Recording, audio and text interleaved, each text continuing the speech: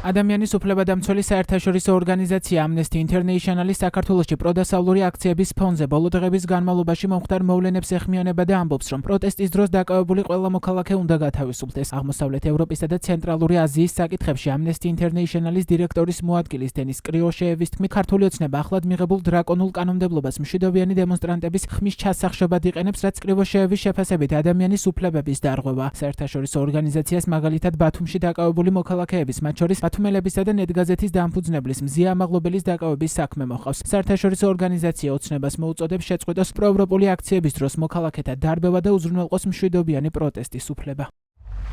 დეკემბერში დაჩქარებულად მიღებული კანონები ფაქტობრივად ახდენს პროტესტის ისეთი სიმბოლური აქტების კრიმინალიზებასაც კი, როგორიცაა სტიკერების განთავსება საჯარო შენობებზე. ეზომები მიზანმიმართულად გამოიყენება მშვიდობიანი მომიტინგეების და განსხვავებული ხმების ჩასახშობად, მათ შორის ჟურნალისტების, უფლებადამცველებისა და პოლიტიკური აქტივისტების ჩათვლით. საქართველოს ხელისუფლებამ დაუყოვნებლივ უნდა გაათავისუფლოს ყველა, ვინც დაკავებულია გამოხატვის თავისუფლებისა და მშვიდობიანი შეკრების უფლების მშვიდობიანი გამოყენების გამო და ჩაატაროს სწრაფი, საფუძვლიანი და მიუკერძოებელი გამოძიება პოლიციის მიერ ძალის უკანონო და არაპროპორციული გამოყენების შესახებ. პოლიციის სისასტიკის ასობით შეტყობინების მიუხედავად არც ერთი სამართალდამცავი ან შეიარაღებული ნიღბიანი ჯგუფის წევრი არ არის გამოვლენილი ან პასუხისგებაში მიცემული. სასამართლოები რეგულარულად ანიჭებენ უპირატესობას პოლიციის ჩვენებას, ვიდრე ვიდეო მტკიცებულებებსა და მოწმეების ჩვენებებს, რაც ძირს უთხრის სამართლიანი სასამართლოს უფლებებს და აძლიერებს სახელმწიფოს მიერ სანქცირებულ დაუსჯელობას.